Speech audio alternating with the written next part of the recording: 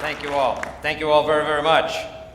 It's a pleasure to be here, and welcoming we've gotten from every aspect of our visit has been absolutely wonderful. And it's a pleasure to be here in Africa. It's the first time my wife and I have ever been here, and it's the second to the last continent of our journeys over our lifetime. We only have one left, and that's Antarctica, and we may not get there. So what we're going to talk about today is this managing in an uncertain world. I think that's probably a very timely topic for almost any time, but it's certainly getting more and more timely as we speak. Let me talk about what I mean when I say that. Uncertainty is ubiquitous. Now that's a big word. I learned that someplace. Ubiquitous means it's all over. It's massive. It's spread. You can't go anywhere where it's not. Uncertainty is ubiquitous. On one side of our company, the outside, we have uncertainty designated by the global economy, the regional economies, local economies, regulations, taxes, tariffs, trade agreements. You know, in America, we are suffering with what are we going to do with health care, and it's in a state of evolution and change, employment levels and such.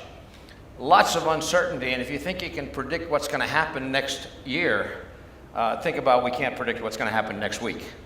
It's a very uncertain outside our companies. Then inside our companies, the ability to forecast the needs of our customers, it varies. It's an impossible task to forecast exactly what they need. What's going to happen in the marketplaces? What's going to happen with our investment criteria? Inside our company, there's a great deal of variability, which is another word for uncertainty that says we're not sure exactly what's going to happen, but it's going to be different than we think.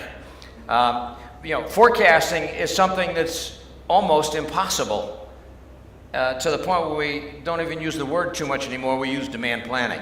And what I'm going to talk about is how do we succeed with such uncertainty on both sides of our businesses. And I want to take from a fella named Phil Dolce that I've worked with many years. I met Phil first when he was working for a division of Newell Rubbermaid as a marketing brand owner of the Sharpie brand within the Sanford division of Newell Rubbermaid. It's a product that's about $1.5 billion, just that product. He became the champion for S&OP there. I got to know him very well when he left there and became the president of U.S. Playing Cards, a division of Jarden. The fellow right after me is going to speak. He's from Jarden, one of the divisions of Jarden. Phil then got elevated after U.S. Playing Cards to 5 divisions within Jarden and used S&OP in every single one of them. He's now with a company in Michigan called the Stowe Company, where he's CEO and part owner, and of course, he wouldn't be without. He said this: business leaders today have an ever-increasing amount of data at their fingertips. More and more data. We hear the term big data. More and more data and information. But when it comes to forecasting, anticipating the future, that data and the models that are derived from it provide an illusion of precision and control. I call that the perception of precision. Because we have lots of data doesn't mean we have lots of precision. We simply don't. He went on to say demand fluctuations are inherently unpredictable. So the key to success is not to try and predict the variability, but rather employ a strong process that manages through that uncertainty and variability, not trying to eliminate it. Let me tell you a little bit about my background before we get into that subject and what do we do about it, how do we manage through that uncertainty. I graduated from university in the mid-60s. People are probably doing a little quick arithmetic now and saying, this guy's pretty old, you know. But I was an industrial engineer by education, but I had a military obligation. I served for 4 or 5 years in the military. And when I came out, I took a job with a large corporation which ended up in a function called a schedules coordinator. And it was 2 things I didn't do in that function. I didn't schedule and didn't coordinate, circa 1970. None of what we know today existed then. It was just beginning to be thought about. But that job told me that that's no way to run a business. And I was thinking that I had to go do something else for a living because that was no way, when I heard there was some people saying it didn't have to be that way. So through a little investigation, there was no books to read. You could just read maybe an article and talk to people. I left the big company where I was a small fish in a big pond, went to a smaller company and hired one of the people who were the advocates of the new approach, a guy named Oliver White. And by 1979, became what he termed one of his touted, revered Class A successes. And I left, if you will, that company to join Oliver White in 1981 because I was a little bit bored and said, what am I going to do next? And I joined Oliver White in 81, and he passed away in 1983. And so I've been doing this ever since, and I've worked with some of the best companies in the world, big and small, private and public, almost every industry that you can think of. And today what I call myself a coach. I used to call myself a consultant, but a consultant, the perception is that's somebody that's smarter than I am. They're going to come in and tell me how to run my business. I don't do that. I'm not that good. What I do is I have a notion and a framework for renewed thinking, a new approach, some of which we're going to share here today.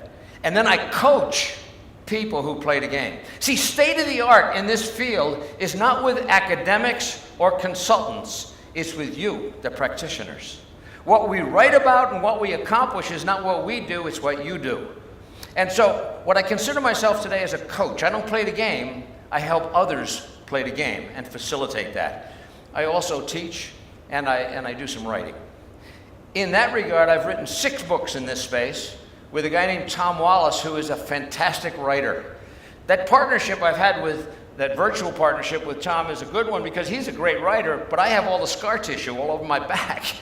And together, we've put together 6 books which are pretty damn prolific, and they've been translated into 7 languages throughout the world. I don't think there's any continent I can go on and don't find a book by their language. And as we said in the introduction, 3 of those books are used for APIC certification as well.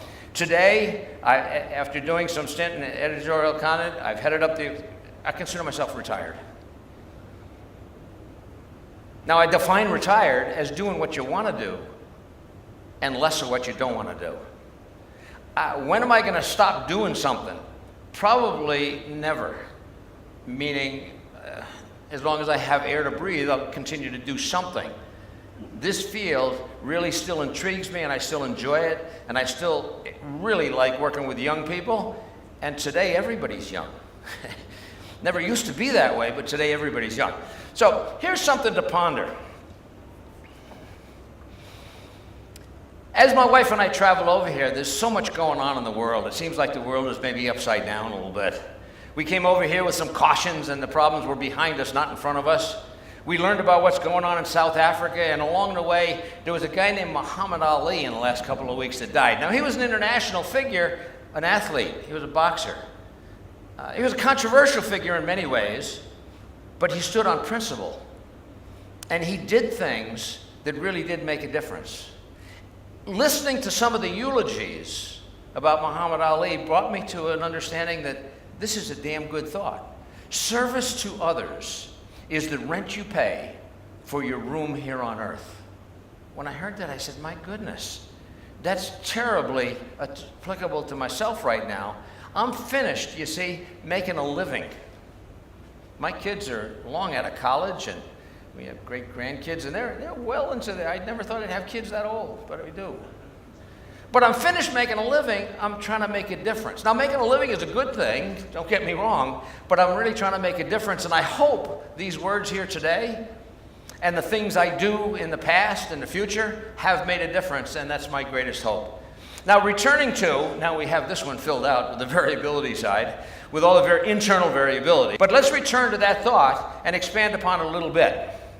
On one side of the business, we have uncertainty, and on the other side, we have the business inside, we have variability. Those are two of the same things. 2 words that mean the same thing. We don't know what the hell's going to happen, is what that says. The external uncertainty, we really just have to manage through that. And we're going to talk a little bit about how that's done. What I did a number of years ago when I was with the IIF, the International Institute of Forecasters, I had lunch with a guy named David Orrell, who is one of their pillars. He teaches and works out of Oxford in England, one of the pillars of that organization. He spent his career doing modeling of global economics, weather, and medical prognosis based on data. Lots of data. And through the course of lunch, sharing our thoughts and experiences, he said, you know, you and I have come to the same place, but on far different routes. He said, I think we both would agree. I wish I had said this. He said, the aim of what each of us are doing is less to predict the future than to prepare for its inevitable variability. And boy, that's absolutely true. You can't eliminate it, you must deal with it. And that's what we're going to be talking about today. The internal uncertainty we deal with in a little different fashion. This name probably doesn't ring a bell with any of you, Yogi Berra. How many people know that name? He's a baseball player. He's more famous for what he said after he retired than for ever playing the game of baseball. He was a kind of jovial guy, and he'd say things, the words sounded silly, but they became so meaningful. The most common, I think, is it ain't over till it's over. You know, that seems like a silly combination of words, but what he meant is don't finish the game before it's over. If you're ahead in the last minute of the game, don't give up. It ain't over. It ain't over till it's over. Well, he weighed in on this issue of forecasting as well. He says, I don't like forecasting, particularly when it deals with the future. He's right. Who likes forecasting? Because the only thing you can be when you try and forecast the future is wrong. It's not a science that you can say, let's get it right. You can't get it right. It's knowing how wrong is the range of possibility. The typical response that we have to uncertainty, it's a natural response, but it's very flawed, is this. We seek more detail further into the future. I've had companies that say, you know, our forecasting method leaves a lot to be desired. We now do it monthly by families. Let's start doing it weekly in granular detail, and we'll be better off. You know what you do? You take all the demand people and pull them in to do all this, and they stop selling. You make a bad situation worse. You're not going to get better information by looking for more detail further out. It is not at all profound to say the further into the future you look, the blue line, the accuracy of what you're going to see becomes less diminished in a parabolic, almost exponential form. And the uncertainty is the other. The further out you go, it becomes parabolic, increasing uncertainty and less precision. Let me put that in a different context. What I call a suicide quadrant. On this chart, the horizontal represents the horizon of the future, time. The vertical represents the detail within which you're going to do that work of forecasting or anticipating the future.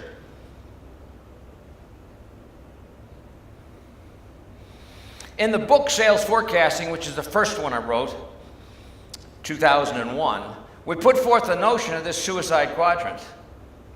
It said, when you get the intersect of worst possible worlds, maximum detail, long into the future, what do you end up with? The suicide quadrant. That line in the middle is the planning time fence, call it the cumulative lead time of making and shipping and delivering the product. When you're trying to maximum detail in that long horizon, you can't survive that. All you do is get wrapped around the axle with lots of detail and get confused. It doesn't help. You got to get the hell out of the suicide quadrant and into the aggregate-only quadrant with the ability to anticipate the resource or supply requirements to satisfy demands based on some heuristics, some simplifying assumptions about the future based on aggregate family-based predictions with no granularity. That gets you out of the suicide quadrant. That's an imperative. Now, we also got to be working on how do we get out of forecasting at the detail level inside that cumulative lead time? And the way you do that is learn how to build to order. Postpone the variation in options so you can package it at the last possible moment. But the best method to improve forecasting practice is to do less of it. And that's what that chart is saying. You got to get the heck out of the suicide quadrant and do things differently to be better. You can't just say we're going to forecast more accurately. Matter of fact, when Tom and I wrote that first book, Sales Forecasting, A New Approach, we said we will never use the word accuracy and forecasting in the same sentence because it's an oxymoron. It doesn't make any sense. The second thing we do, facing uncertainty, natural but flawed, is we hunker down and try and preserve self-preservation. Let's just survive. Let me give you this visualization. Any company has three constituents. Now, a constituency is somebody who makes a contribution and benefits from. And there are three of them relative to a manufacturing organization. One is the owners. They put up the capital and the investment. What do they expect back from it? Benefit, income on their investment. Customers. They say, I create a need that you're going to satisfy, and I'll pay you well for that, and I'll help you with the design and such of that product. So the customers are a second. And the third, of course, is all of us, the people who work. Now, that employee term can be the suppliers as well, the outside, not just the direct employees, but the indirect, the third party, if you will. It can also be the community, the country, the planet. That's their benefits. They contribute to and are recipients of benefits. Now, the natural force of these three constituents is centrifugal, like a centrifuge. They spin apart. The natural force is it will spin apart. When faced with uncertainty, the speed of that centrifuge increases.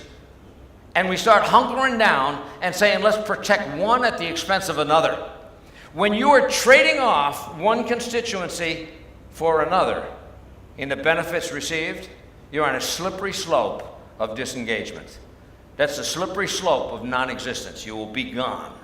You must satisfy all constituencies. In the short term, you may have to make temporary trade-offs, but if that's your long-term strategy, it's over. Can't do it. You can't sustain unless you satisfy all constituents. The force we need is not centrifugal with an F, but centripetal, if you will, where we draw these together. And that gravitational force, that center of gravity, is what I want to talk about as well. See, that hunker-down approach, let's just serve one, not all constituencies, is a slippery slope. You can't get there. It's natural, but it's very flawed. Let me give you some priorities of this managing in the uncertain world. First priority, get on the same page. See, every company has capabilities as they exist. What's our flexibility to change, to roll, to configure, to order? What's our flexibility as we see it now, both in labor and equipment? What's our response time? How quickly can we change direction? What is our agility or flexibility? And now that they're also faced, that side, with the constraints. We have certain limitations in working capital, in financial reports and performances, obsolescence. We have lots of constraints, and we have capabilities. What we're trying to do through getting on the same page is get everybody understanding what's the ugly truth and what can we do about it within the financial constraints that we're faced with. We're trying to maximize the ability to react to an uncertain world within the financial constraints that we can tolerate. And you can't do that one discipline at a time. The financial person can't do that without the operations, without the sales and marketing, without the technology. It's got to be a collaborative, consensus-building effort to get everybody on the same page. When you put these kind of issues on the table, if you take the four disciplines that I just mentioned, the demand, the supply, the financial, the fiduciary responsibility, and the future innovation, the new product people, and you face them with that discussion, will you end up with disagreement? Not only about what is, but what can be. And the answer is, you bet your life. These people will disagree strongly. I had one president, it wasn't Phil, it was another one. He said, if I have the people that represent these four areas coming to me all with the same story, never a disagreement, I don't need three of them. Because somebody's running the place, because they can't have the same opinion. They're supposed to see the world through a different lens. That disagreement and the reconciliation of that disagreement is at the heart of success in managing uncertainty. You need a process that's going to raise disagreement so that it can be reconciled from disagreement to reconciling the disagreement to prevent lasting conflict and agree upon what are we collectively and collaboratively going to do, and we'll all put our energies towards the same direction. When that reconciliation requires fiscal, fiduciary type responsibility, our ability to perform, or customer service, and those four people don't perfectly agree, it's not a democracy. You don't take a vote and 3 out of 4 wins. No, everybody has an opinion. It's like ears. Everybody has a couple of opinions. It's how do you decide when you have people disagreeing? you require a president. See, running a business is not a democracy. There is a hierarchy of decision making, and the president must be involved in this reconciliation of understanding what the constraints are and what the issues that you're capable of doing or not capable of doing, or wish to do, or want to do, or can't do, or won't do. That involves everyone, through and including the president. What we call that, in one of our books, is called the ugly moose.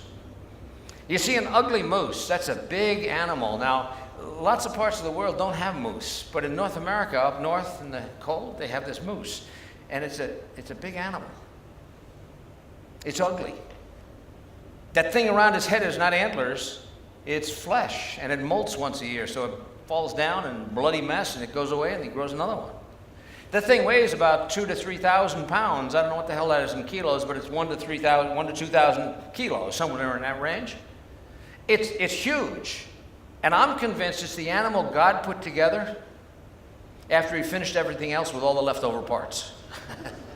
Because it doesn't fit. Its head is bigger than its butt, and it shouldn't be that way. But you see, every company has this big ugly moose, this big ugly animal. You know, I was in Australia presenting, and that's why I began to get a picture. They said, you should have used the platypus. I went to China, and they didn't have an alternative to the moose, but they didn't know moose. So it's a big ugly animal, it's a beast. Every company has them.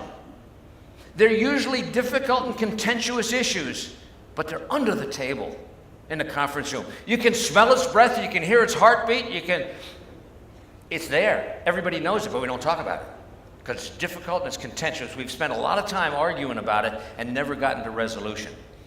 Good companies, the best of the best, know how to disagree without being disagreeable. That says, I disagree with you, and here's why. You see, a disagreement that starts out, I'm right and you're wrong, and I'll tell you why. You know, that conversation is going nowhere. That's not going to get there. You say, I don't see it the same way, and let me tell you why. And I want to hear what yours is. It's through that discussion with positive energy, not negative, not finger pointing or accusatory, but positive energy that you get to an agreement that's the best by getting everybody's point of view. And again, it's not a vote, it's not a democracy, but everybody needs to participate in a collaborative way so that you can make a decision that everybody will contribute to and can buy into. Good companies learn how to thrive on this conflict and this disagreement to prevent chaos. If you don't resolve disagreement and conflict, you will have chaos. Because everybody's running in a different direction, pulling the rope in a different direction, colliding with one another, and that doesn't work very well. The moose is simply a symbol that says we have to learn how to disagree without being disagreeable. Getting the moose on the table, not under the table, is what we refer to by the ugly moose. Conflict resolution. On the bottom of this, you see it in quotes. That's the name of a book. It was written by a guy named Stuart Levine, paralleled after a book written by a guy named Roger Covey called Getting to Yes, dealing with negotiating. So getting to resolution. I got in touch with Stuart through a common colleague, and we began to dialogue about what he was doing and what he was thinking. Now, does anybody know what that JD on the end of his name stands for? JD? It's Juris Doctorate. Do you know what that means? He's a lawyer. He's a doctorate of the law. Jury. Doctorate. He's a lawyer. But he doesn't call himself a lawyer anymore. He teaches in the University of California Law School at Berkeley. He teaches conflict resolution.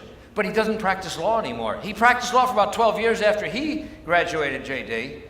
But then he said, I came to realize that lawyers don't resolve conflict, they create it. So he doesn't practice law. But he specializes in conflict resolution. The book deals with a framework.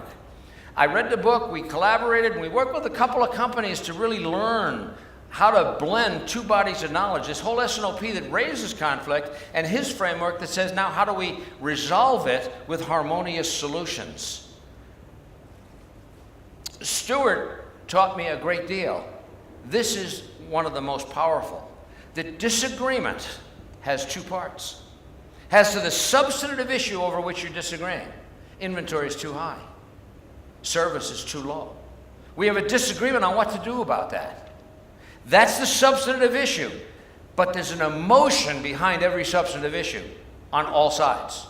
Unless you get the emotion on the table with the substantive issue, you only solve it temporarily and not completely. It will come back later as a different color, a different flavor, in a different time. You must deal with resolving conflict by dealing with both issues, the substantive part of the discussion, but the emotion behind it. Disagreement temporarily gets resolved, but becomes conflict when you do it with only part of that. That's a problem. You have to solve disagreement thoroughly and fully, and everybody has to have a chance to have their say in a constructive way, raising positive, not negative energy. Lasting conflict must deal with both parts of that disagreement. Doing that effectively, this is my conclusion, can be learned. Stewart has a framework by which he works with people to do that, to learn how through his framework to do that. But what I found after working with several companies who use his framework, I found that every company has some means of doing that, a framework. The one that Stewart has is only one of many, many, many. What I really believe, that a company with a will, a motive, will find a way, a framework, to come to resolving that issues. And we call that the culture. It's how people work together to resolve disagreement. That's the culture of an organization, those relationships. And a company that says, we are going to learn how to disagree without being disagreeable, and it's going to become part of our shtick, part of our existence, they will find a way to do it. Where there's a will, there's a way. Where there's a motive, they'll find a framework. Now, sometimes you need a little help with the framework, but companies that are well motivated will do that. It's not an issue. But they have to understand what's the objective and why. We're trying to raise and resolve conflict and disagreement to align human energy. That's what we're trying to accomplish. I came across this statement a few months ago. It said, conflict is the root of all waste. I hadn't heard it phrased that way before. It was incredible. And it was done, was reading an article by AME, which is the Association of Manufacturing Excellence, which is the lean people. The lean people are saying conflict is the root of all waste. I'm saying, oh my God, that's terrific. You know, they've been dealing with waste and waste elimination their whole existence. But now they're understanding that conflict, disagreement, is at the root of that. And they went on to say, we must learn how to identify and address the common culprits of conflict that manifest themselves in waste. Oh my goodness. You know, it's amazing. The more you learn, the more things start to converge and overlap. There's a huge overlap between the Six Sigma methodologies and what S&OP and what all this conflict resolution and how do we run a business through uncertainty. There's a huge overlap and convergence that takes place, and that's only a demonstration of that. Let me go to priority 2. Priority 2 is simplify. That's not easy to do in the light of the massive data and information. We have a fog of confusion that blurs sometimes our ability to see simplicity. More information is not always good. Sometimes less is more. We have to learn how to simplify. The plethora, that's a lot of it. Data has us seeing trees, not the forest. We need to make sure that we're looking at the forest, not just the trees. We secondly have to understand the perception of precision that comes from the modeling efforts from that plethora of data is not where we want to be. What we need is not demand models that are perfect. As David Orrell said, our job is not to predict the future perfectly, but is to prepare for its inevitable variability. Demand models need only be as accurate or precise as our tolerance window and financial constraints require. We have to get that collaborative consensus. What are those tolerance windows? What are those constraints? And get a collaborative consensus build through line authority, but by participation, so that we know what they are. Then we can determine what do we want to do, what will we do, what do we not want to do because of risk, and what will we not do. What do we don't want to do and what we not do. That comes from a discussion. That's the second priority, is don't get lost in the plethora of data. Don't get confused. Don't perceive that more information, more data is always better answers. It may or may not be. I don't want to diminish in any way the analytics that are going on today that are huge and magnificent. But you know what analytics are like? They're like a set of golf clubs. They're tools to help you do the job. The tools don't make the job. People do. You see, forecasting, demand anticipation, analysis, trade-offs, all of those things are human decisions with imperfect information. No matter how much you get, it's still imperfect. That's the ubiquitous nature of uncertainty. You can't eliminate it. The fog of uncertainty can diminish our ability to see simple solutions. Don't let that happen. So simplicity is the priority number 2. The ultimate sophistication is simplicity. Don't forget that. I learned that very early in my career from that guy Oliver White that I hired back in the 70s to help me be successful. That's one of the things that he kept for me. He could always see through the fog of uncertainty and confusion and see the real issue and principle and pull it out and say, here it is. That's what we're trying to do with simplicity. Look through the fog of complexity, see the issue, pull it out so that everybody can see it, and then deal with it and get a collaborative consensus of what you're going to do about it. Now, the third priority is engage. In these troubled waters in which we all live, all you have to do is get everybody rowing the boat, or the raft. You got to get everybody doing their part. It's got to be in a coordinated, collaborative kind of way.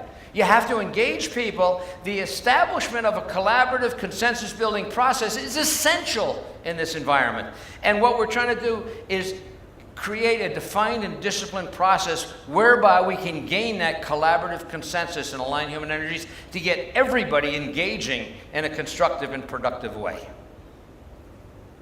Goal is to understand the tolerance windows, and that requires collaborative consensus building across the entire supply chain, not just inside our own building, but with our suppliers, with our distribution and third-party providers, and with our customers. But we must understand that window of all of them. What are the constraints? And what can we do? And what will we do? What can't we do? And what do we not want to do? That must be built. Succeeding in uncertain markets, taking that initial quote that Phil made, this is Phil again up top, adding to that what he went on to say in that same interview, the most effective process to manage that and to get everybody engaged is the executive component to S&OP. But it must be embraced across the entire organization, not just part of it. He went on to say, moreover, the best practices with ES&OP are counterintuitive. And I might add, they're counter-experiential. They're not what you do, and they're not what you think you should do.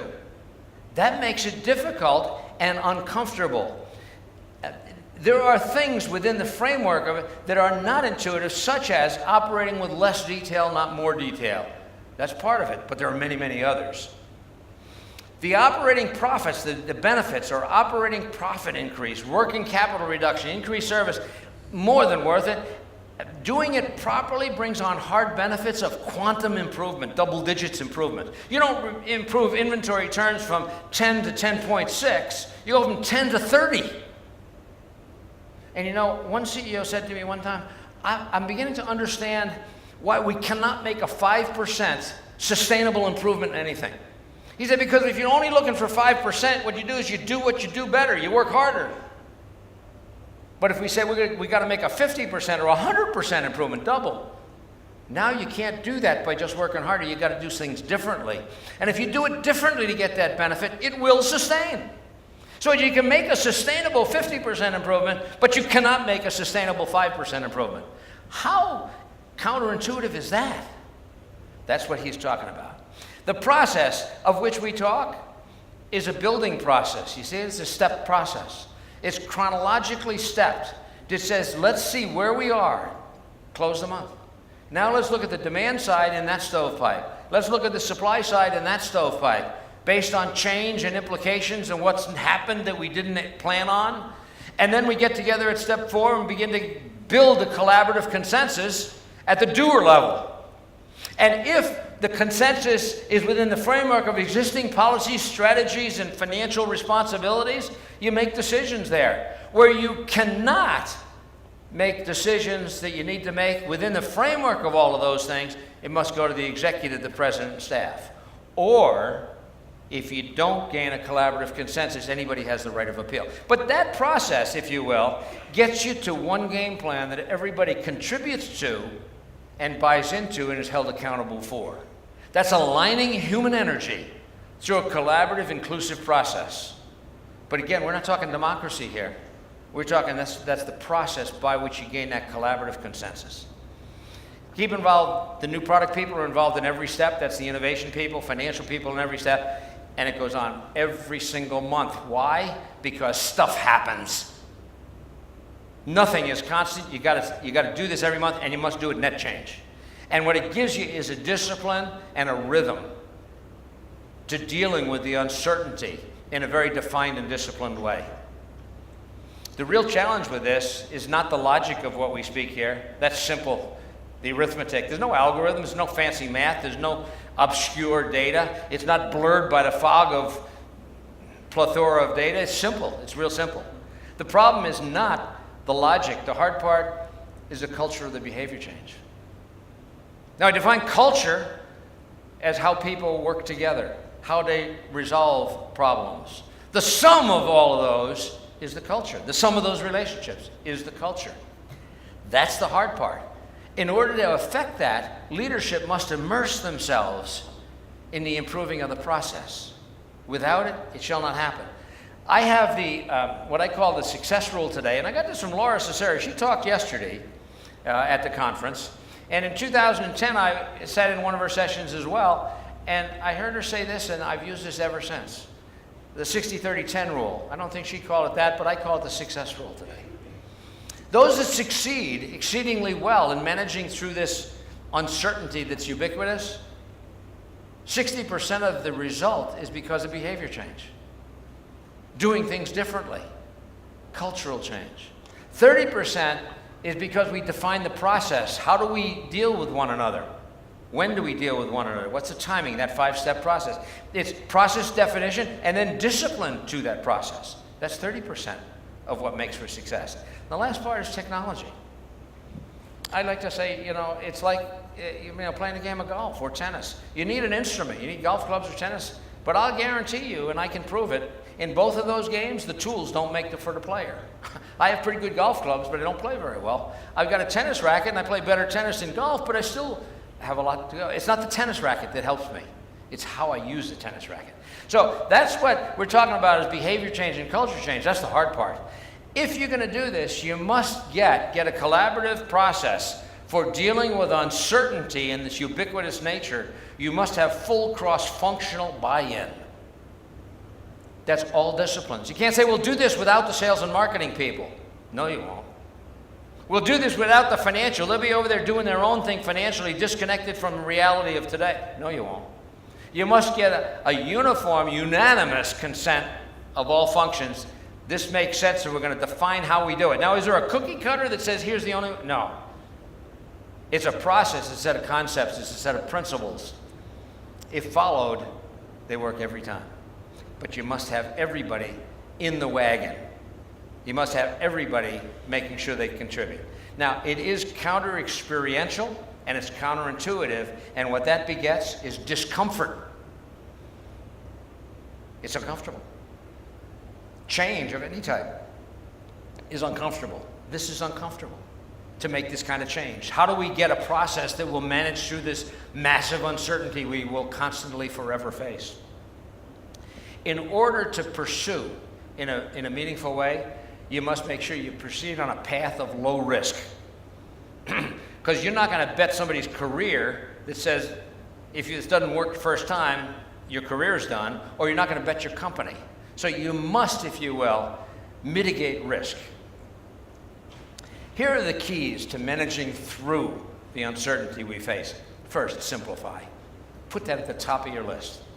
If you say, we are complex and we can't get rid of complexity, you won't. You will make it even more complex with that mindset. You say, we are complex, everyone is, but we're going to see through the fog of complexity and see the simplification. Second, maximize flexibility or agility. Be fast on your feet. You got to be willing to move and change. Muhammad Ali might be a good example of that. Engage the entire organization. Leave nobody behind. Make sure you get everybody with a contribution and an input to the decisions that get made. So collaborate and engage. Up and down the supply chain, as well as inside your own walls, your customers, your suppliers, engage across that supply chain. Understand not only your constraints, but find out what the constraints of others are. Your suppliers and your customers and the distributors. Understand their constraints. And most of all, be transparent, especially about assumptions you're going to make about either circumstances or means to solve those circumstances. Key takeaways I'd like you to come from this discussion. First, accept that uncertainty and variability is inherent and it's uncontrollable. No matter how hard you try, you cannot get rid of uncertainty and variability. It won't happen. There's a lot of mathematics out there that will help build models. David Orrell is among the best. But you can't get rid of uncertainty and variability. Next, ES&OP, the executive component of managing the supply chain, will help you manage through that uncertainty and variability by first engaging all stakeholders inside your enterprise and then up and down the supply chain. Without such a defined, disciplined process, you'll never align all the energies necessary to deal with that uncertainty. Align human energy by involving and resolving conflict, disagreement. Not only is uncertainty and variability intrinsic, so is disagreement. In any manufacturing company, the environment must be, it's not only okay to disagree, it's mandatory that you disagree. Not arbitrarily, but on substance. You must say, I don't see it the same way. It's from that disagreement that you will get aligned human energy and proper resolution. If you align human energy, in my opinion, an organization could do anything, things that were not before possible. You can do whatever you say you're going to do as long as you get. Now, that doesn't mean you say yes to everything. You know, a company that says we'll say yes to every opportunity is a company that's not going to be around, because you've got to understand what your constraints truly are and manage within them. So sometimes saying no is the right answer. You know, you don't want to say no more often than not, that's for sure. But you got to make sure that you're saying yes only when you can mean yes. If we come back to the center of gravity on this centrifuge that we talked about just a little earlier, what we're trying to create is this centripetal force, not the centrifugal force, but bring things together, not let them spin apart. I truly believe, but I'm biased, is that the principles and concepts of this thing called executive sales and operations planning is the center of gravity which will bring that all together. Now, what I'd like to do is I'd like to end by wishing you good luck. But I want to define that word luck. It's when preparation meets opportunity. I had a high school coach. When I was in high school, I was not a great athlete, but I was an okay athlete. A high school coach told me what luck is when preparation, and I've remembered it ever since. You see, he said, opportunities is not something you can control. They come along. You got to get yourself in the right place at the right time. An opportunity presents itself. You can't do much about that. But the other part of that you can, preparation. If you don't practice well, if you don't prepare well, you're not ready when the opportunity presents itself. Your part is to do the preparation. If you do the preparation, the opportunity will come, and when it comes, you will seize it. And you call it getting lucky. In my career, I've been really lucky. I work my buns off to do what I can to be leading edge, to do things that are forethought. And the opportunities come along. There's another athlete in America, a guy named Lou Gehrig, and at his retirement, he said, I'm the luckiest man in the world. He was in Yankee Stadium, and it echoed, I'm the luckiest man in the world. Well, I kind of feel that way. And you can be lucky too, but you better be prepared. If you don't have ES&OP, the executive component of S&OP, in your pocket and understood, when the opportunity in the organization you're in comes along to say we want to do something to get a better collaborative consensus-building mechanism to manage in this ubiquitous uncertainty, if you're not prepared, that opportunity when it presents itself will go unfulfilled. Your job is to prepare. If you don't know enough about ES&OP today, learn it. That doesn't mean you can go back as an individual and say, let's make this happen to the company, because you need unanimous buy-in. by all disciplines at the leadership level. Just say we're going to do it, and we're going to do it well at the best practice level. So you can't do it unilaterally, but you better be prepared if the opportunity presents itself to seize it. That's the part. So with that, I'd like to say, hey, thanks for listening. I want to wish you the good luck and the best wishes, safe travel, and most of all, the invitation for us to come here to this great place, visit with its people, and learn what's going on. It's unbelievable. We really enjoy our visit, and we got more to come. We're staying for another week or so, and we enjoy being here. Thank you all very much for being here and for the invitation.